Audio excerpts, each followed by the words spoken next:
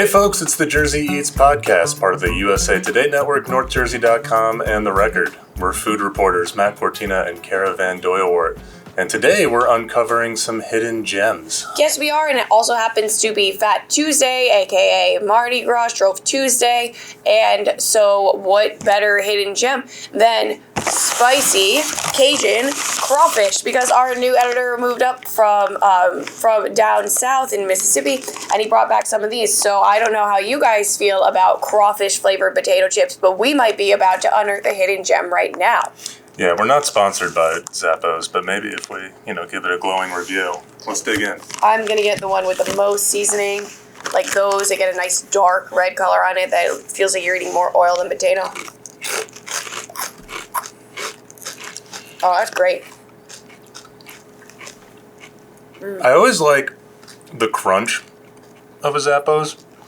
Like with the Lay's, sometimes it's a little bit too crispy. With Zappos, it's a little bit of a thicker potato. Yeah, it's super delicious. Substantial, satisfying. I would say, to me, that kind of tastes like the breading you find in the outside of a diner mozzarella stick. You know, that herbed breading? Yeah, right. This is pretty much exactly what it tastes like. It says spicy, but I don't get a whole lot of spice in there, especially being someone who comes from, like, Flamin' Hot Cheeto generation. Yeah. But, you mess around with crab chips, that's a hidden gem of the chip world. I think hers makes a crab chip. For sure. Anything like that, yeah. It's big in Korea and Japan. One of the best-selling potato chip flavors is the shrimp chip, which is very similar to crawfish. Yeah.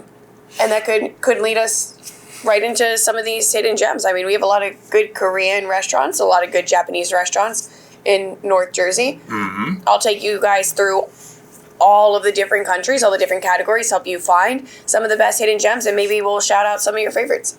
Yeah. All right. So just as a term of, like, let's set some definitions. So a hidden gem could be any type of restaurant. It's just, and it's a little bit relative too. We're assuming that people haven't necessarily heard of these places, but they should. Or it's hidden in plain sight. And in New Jersey, it's so easy to be hidden. Of course. Because there's so many restaurants. There's so many, there's so many people. There's so many towns. of you guys. There's a lot of human beings. And some of the best restaurants are just like tucked away in a strip mall. Yeah. So what are your, let's say, top three hidden gems? Yeah, my personal top three hidden gems, and we're definitely going around the world for this because we have Italy, Georgia, and Japan. Let's start with Japan since we're talking about them. Domoto by Domo. This is in Closter, really close to a lot of you guys. It is kind of like casual, like Japanese street foods. It's a spin-off of a much nicer restaurant in Jersey City and New York City called Domo Domo. They specialize in hand rolls, katsus, and noodles. Hand rolls are kind of like sushi tacos. You pick them up and you can eat them in like 3 bites. You'll see things like, spicy tuna, spicy shrimp, all of your basic ones. And then katsu is kind of what they're known for. Those are super, super panko crusted, super fried pieces of meat. The most common would be a pork katsu.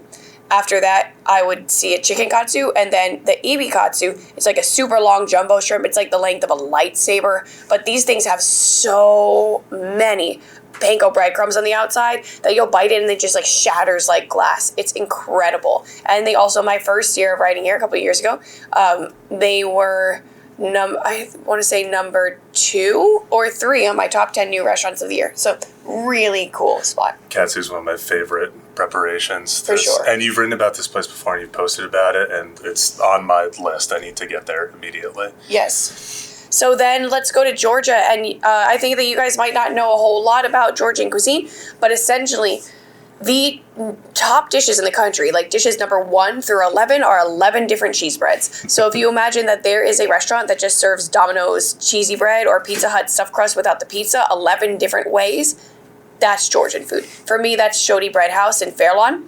The next thing you would get on the menu besides the cheese breads would be the king kali, which are jumbo soup dumplings about the size of artichokes. And then shek maruli is a creamy garlic sauce chicken pan fried with the skin on. Heck yes. What's number 3? Number 3, you've heard of this one before because I've mentioned it, Porta Rosa in Maplewood. This is Italian food. So like Italian street eats, you're getting usually like 4 sandwiches on the menu, the best Italian sub I've found so far, and there's probably like 6 pastas available that day, anything from carbonara to bechamel lasagnas. For my top three, you took us around the world. I want to take us around the state a little bit. If you're traveling, spring, summer, check out these spots. I'll start in North Jersey. Pierogi's house in Morristown is fantastic. And if you're from Morristown, you might know this place, but if you're not often going there, you might not know about it. You go in just a super small sort of mom and pop place. The pierogies come in like some classic sausage and sauerkraut varieties, but also some new ones, buffalo chicken and cheesesteak, and get the cabbage rolls when you go there.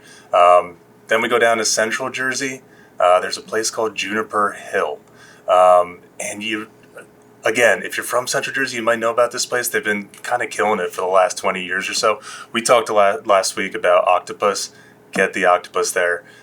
They changed the preparation, but if they have it with a romesco sauce, excellent. And then now we go down to South Jersey. I stumbled upon this place, so it's truly a hidden gem. I don't know why you would ever be in New Gretna, but maybe if is it Sad Boys? It's Sad Boys. Yo! Okay, we're on the same wavelength. Isn't it awesome? Yeah, go for it. Tell them about it. So it's like, how do you describe it? It's like it's like a 2000s emo themed burger spot. Yeah. Totally unique concept. You drive up there, and it just reminds you of a Blink-182 song. And you go in, you see the menu. I always get like the vegan burgers because they're the best. The burgers and like anything veggie burgers in the steaky state. There is good. Yeah, so actually, when I first heard of Sad Boys, or first I discovered it, usually I'm traveling around the state for various sports, but that one is one where after I figured out that I liked it, I turned around and Googled how many people lived in New Gretna. Yeah. Because I'm like, what? Why? There's nothing else here. You kind of have to go out of your way to go there. Exactly how he explained it. It's like, I don't know why you would ever be in New Gretna. It was the same thought I have while I'm actively sitting in New Gretna. It was like, I have to Google how many people live here. Yeah. And it was definitely less than 1,000. And it's kind of just on like this weird side road. So like you really have to stumble upon it as I did or make plans to go there. So if you're heading down to the shore, if you're going to go lose all your money in Atlantic City this year, stop by Sad Boys. Or on the way back from losing all your money in Atlantic City, go to Sad Boys. It'll be apropos. And on that too, so actually we'll sit here and think about how New Gretna is so like obscure and tiny. We as Bergen peeps are actually home to the least populated town in the entire New Jersey. You want to take a swing? It's in Bergen County? Yes. It's not in Passaic, really? That's what I was going to guess, like a Ringwood or an Oakland. Ringwood's got plenty of people. What is it? He didn't even guess. No. It is Teterboro. Really? Teterboro has 67 residents, last time I checked. I mean, if it says like 65, we know what happened. I realize now that Paul, our producer, was giving me the hint there. Yep. With an airplane motion. I couldn't... Now I place it all together. I'm a little bit slow on the uptake. I mean, I guess hypothetically, the idea was if you live really close to the airport, maybe there are pollutants in the air. I think that's what I read into. I don't know. If you are one of 65 to 67 residents in Teterboro, please send us a message. Would love to hear about what it's like to live there because I'm just curious. Yeah, hopefully the low population is not a result of pollution from the airport, but I don't think that is the case. I mean, there's 4 people that live in Death Valley. That's true. So... Yeah. Death Valley is a wonderful place. That's a totally different topic. Is Teterboro a hidden gem? Just that it exists? The airport? Is it a hidden gem lifestyle? There are hidden gem towns, which we could get into later. We should mention that NorthJersey.com and all the USA Today network published a list of hidden gems a couple weeks ago, so go find that if this has whet your appetite for travel and finding the cool spots wherever you go this spring in the state or beyond. But similarly, are there hidden gems that seem to pop on social media? Yes. So the most liked hidden gem restaurant that I have posted on social media that you guys went nuts for is Rosalie Pierogi in Fairfield, and that's a direct reaction to his spot in Morristown. You guys really love pierogies. You pierogi singular, you love pierogies, or pierogi with no S is still the plural form of pierogi. There's still never pierogies with an S, but they named their restaurant Pierogi's House. So I feel like we're able to say that. Yes. So I just have to clear that up just in case anyone wanted to argue. Yeah. Either way, no debate here is that you guys went absolutely nuts, over 2 million views on this thing. I think what really turned your attention is some of the new flavors they're doing, like the buffalo chicken pierogies and these like broccoli cheddar bacon loaded potato pierogies and stuff like that. So pierogies maybe just feel like a hidden gem because it's not like something I normally eat. It's not my culture. But like if you're Polish or like anywhere in Northern Europe, of course it's a big part of your culture. Speaking of hidden gem, like I always drive by Rosalie on 46 and I'm like, that place looks like something I want to stop at. And yet I always drive right by. Yeah. That's the spirit of the hidden gem. Yep. And so now let's start going rapid fire because I'm going to bring you around a bunch of cool ones right now. We're about to walk through a hypothetical food court and support the thesis that North Jersey is the food court of North America. You don't need to qualify yourself, but just as a way of preparing you, Kara would know all of the hidden gems she eats at more than 400 restaurants a year. She knows them. She knows them. Thank you, Matt. All right, so let's start with Spanish restaurants. 2 bangers for me. One is if you want to just, fill your styrofoam container with, like, your various rices and beans and stewed chickens. Sazon Latino in Boonton is very beloved. The best thing you can get there is the quarter bird dark, bone-in, thigh, and leg, and then you pick your sides. I would say you're out less than $10. So that one's great. Price works for me. And then on the flip side, because a hidden gem doesn't necessarily mean just a hole in the wall, something small. It could just be a regular-sized restaurant that you haven't heard of. In Englewood, there is La Cuchara, which serves 11 different types of paella. So if you were into big, shareable paellas, that is the spot. Some types include a 30-ounce ribeye paella, seafood, traditional Valencian, and more all over the map. Dumb question, but it's like the mix-ins that make the paellas Yes, different. well, the rice has changed as well because if you go to Spain, you might see a black rice paella, you might see the fideuà or F-I-D-E-U-A. My brother lives in Spain, but it doesn't mean I speak it. I can spell it. Those are like almost like short grain rice noodles that they chop up really small. It's noodle-based. So a lot of different stuff. Now let's jump to, there are 2 that you guys ask me for the most. So I want to start with Chinese.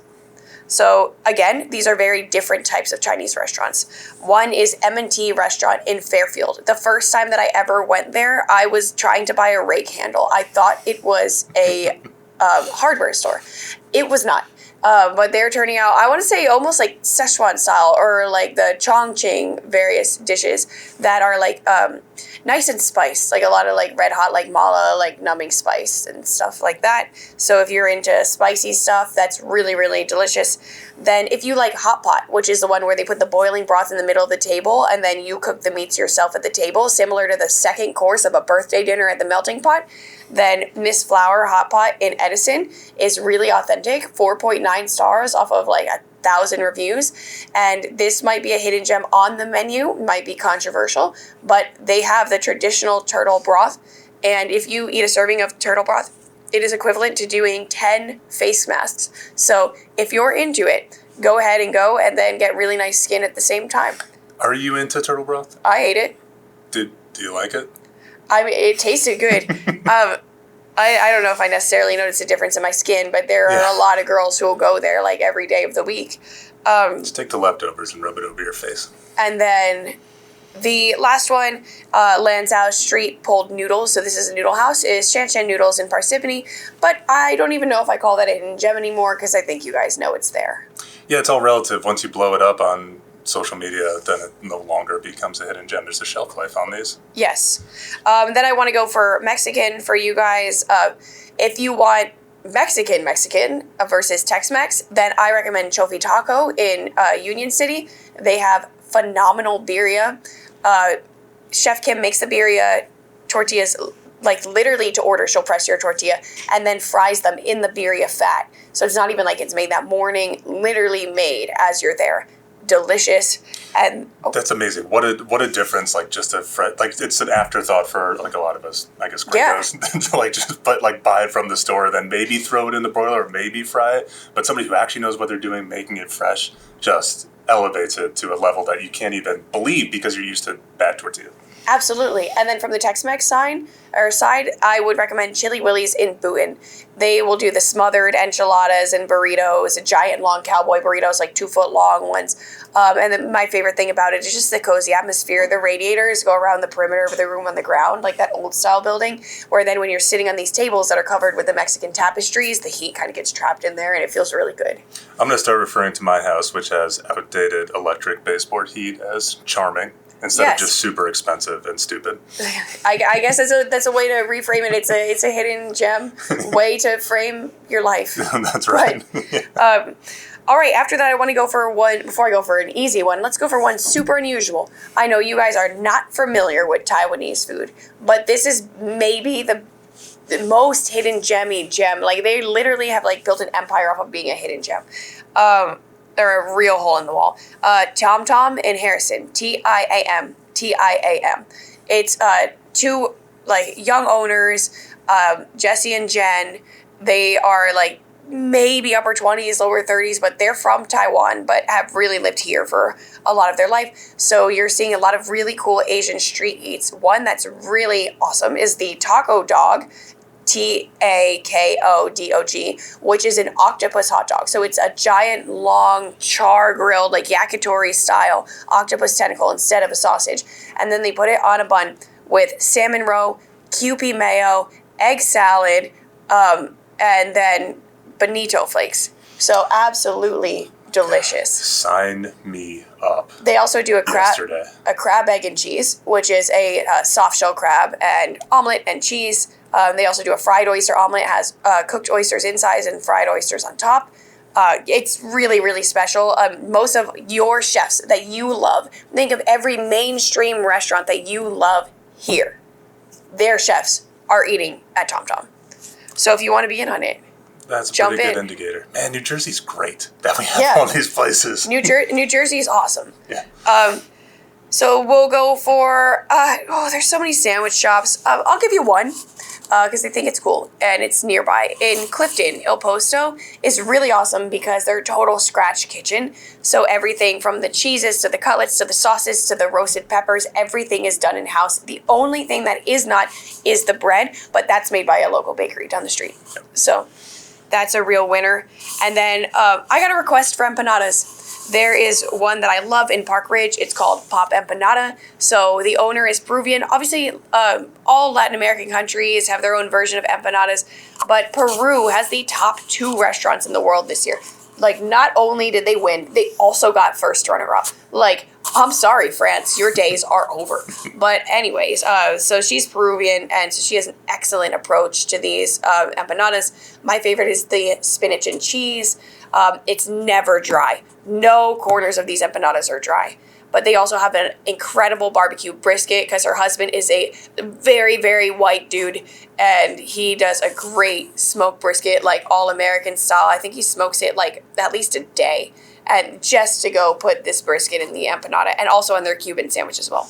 Peruvian food might be a hidden gem on its own right. Every time you go, like, they have, like, so a lot of places, this place might have, like, a papas fritas, which is, like, basically just, like, a baked or almost mashed potato, like, wrapped in a thick fried coating.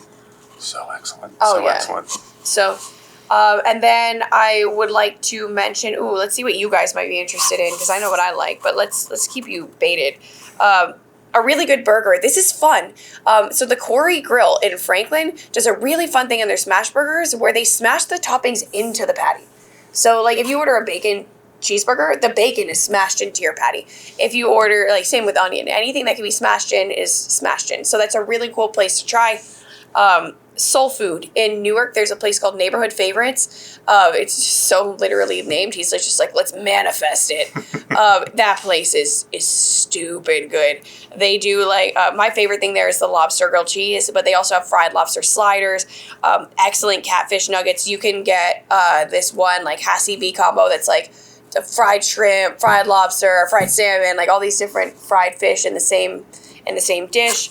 He does a lot of different versions of rasta pasta, like a Cajun style cream sauce pasta, like the best expression of what you would find at Cheesecake Factory, but like here, and it's covered in fried lobster or a whole fillet of salmon, seafood fries. It's just like awesome. Like, It's soul food. It's food for the soul. And he mainly employs students from the local high school to help out like in the local job market, and then also offers students at Westside a $10 meal deal pretty much at any time. It's the kind of place I want to support. I want to patronize. For sure. Let's shout out. Oh, if anyone's ever wanted to try some Filipino fare and has not yet, like I always hear like, oh, I make it my goal to like go out once a week and try a different country. You probably haven't tried Filipino yet. Walnut Street Kitchen in Montclair, she does Filipino brunches on the weekends, in addition to always on her menu having a couple of dishes that nod to the Philippines, to her culture. She does a mom's lumpia. Lumpia are miniature spring rolls, usually filled with pork, and she uses her mom's recipe. Then she does a chicken adobo Alfredo, which has an adobo cream sauce over pappardelle. Filipino fare is like this weird melting pot of American, Asian influences and their own indigenous cuisine. Like, that's a real hidden gem cuisine. It's really interesting because it's the only Pacific Island cuisine I see that's really heavy with pork, because they were colonized by Spain, or conquered, I want to say, because that happened long after Philippines already existed. But they were conquered by Spain, and we saw a lot of sausages coming in, chorizos and longaniza and things like that. But then, okay, well, now you guys probably want something more familiar. You have also requested some good authentic Italian. I recommended Porta Rosa, but I have one more, which just made our national list of hidden gems that he mentioned for all of USA Today across the country. La Vita Italian Specialties in Sparta. Real hidden gem for various fresh-made pastas. You could do like a pasta al limone, which is like a creamy like lemon sauce. The best thing on the menu are their various focaccia breads. They usually have like 8 different focaccias that look like the size of big squares of fluffy Sicilian pizza. The pepperoni one is excellent. They do a lamb shoulder sandwich. It's slow cooked lamb shoulder with a house hot sauce, some ricotta, some marinated veg on house-made bread. And lamb is something that is traditionally, authentically Italian. You see lots of lamb and pork. You would not see chicken in Italy in a traditional sense. But La Vita is quite cool. All right. Round us out lightning. Okay. Double lightning. Peruvian. Lomo Saltado in Patterson. And then Peru has a great intersection with Chinese cuisine as well. So if you want Peruvian Chinese, so chaufa, which is like beef fried rice, go to Chifa Jade in Patterson. That's really cool. For Greek, I like the Gyro Project in Fort Lee. They do a lot of different interesting gyros. Like they have a chicken tender honey mustard gyro with French fries in it. And then they have the Gyro Club, which is like layers of pita done club sandwich style with like different sauces and chicken. If you want like a halal guy style platter Afghan kebab, I like Kebab Paradise in Randolph. They also have one in Teaneck, but you guys already knew that one. If you want Japanese, if you want an omakase, but to sit in digs that kind of feels like a diner, like you can have a sushi tasting menu of 17 courses while wearing a t-shirt. Go to Yumai Omakase in Verona. If you would like the best ramen, Sujita comes to us by way of Tokyo. It is in Fort Lee. Tsujita. The other place they have it is Los Angeles, but otherwise it's a small chain. Thai food. Kun Thai Eatery in Hillsdale. They are doing things like satay tacos, 1990s fried rice with dark soy and mushroom soy sauce, and this incredible thing called chicken bomb, which is just fried chicken in some sort of tamarind lime fish sauce, and it's delicious. If you want the best vibes and unexpected hidden in the middle of the woods, like a meadow, Andre's Lakeside Dining in Sparta is one of the best restaurants in the state, my top 10 overall. Incredible vibes, but it's sitting on a lake that's a hidden gem itself. Lake Seneca, you all know Lake Mohawk. We know you know Lake Mohawk. You've got drunk before at Crow's. But anyways, this is very fun. It's right on the water. It feels like you're in a meadow. And then if you would like some Honduran, go to Perkin in Jersey City. They have baleadas, which is like their version of quesadillas. And then Pollo Chucos, which is fried chicken over fried plantains with a white sauce and some pickled vegetable slop. For Bosnian, for Burek, I have gotten requests for Burek. Burek is like a phyllo dough pastry in the size of a pizza that's stuffed with different fillings. And I really like the spinach and cheese one there, but they also have regular cheese. They have meat. This is at Burek King in Clifton, which is, I think, our only Bosnian restaurant around. for Polish Highlander. You all know Polish, like as in pierogies or in borscht and things like that, but Highlander food is super creamy. All of Polish Highlander food pretty much has bacon or cream sauce or onion or hard-boiled eggs. They have one soup called zurek. It's a sourdough soup, and it's also filled with kielbasa and, again, eggs and onions. They serve it in a bread bowl. This is Tatra House in Wallington. It is the only Highlander Polish restaurant in the entire tri-state area. And for the very last one, I want to give a shout out to the cafe that I feel has the most hidden gem service of all time. This is Chorizo Kitchen in Chatham. Chorizo Kitchen does this program where during their off hours they train young adults with developmental disabilities such as global developmental delay and Down syndrome to work in restaurants. So on a few nights of the year, you'll have your server serve you breakfast for dinner, and it's all students from the program, and they're being trained to how to hold jobs and be involved in the local job market. And even if they aren't the ones working there that day, the proceeds are going to help different foundations like the Reason to Smile Foundation. And ultimately, the restaurant opened to begin with because the owners of a special needs son wanted to have a safe place for their kids to work. So big shout out to Chorizo for having the most hidden gem service. You will have a very fun time. That's amazing. Yep. If you need a drink if your head is swimming with possibilities for where to eat, Hidden Gem Brewery, Oak Flower in Millington. I might head there after this. Sure. That'll do it for us this week. You can find this podcast wherever you found this one today or any other podcast platform. Check out what we're doing on NorthJersey.com and follow us on Instagram at North Jersey Eats. For Caravan Doyle Ward, I'm Matt Cortina. And remember, New Jersey has the best food. So even if you hate turtle broth, hate the idea of it, would never put it in your mouth, at least we still have it. We'll see you next week. See ya.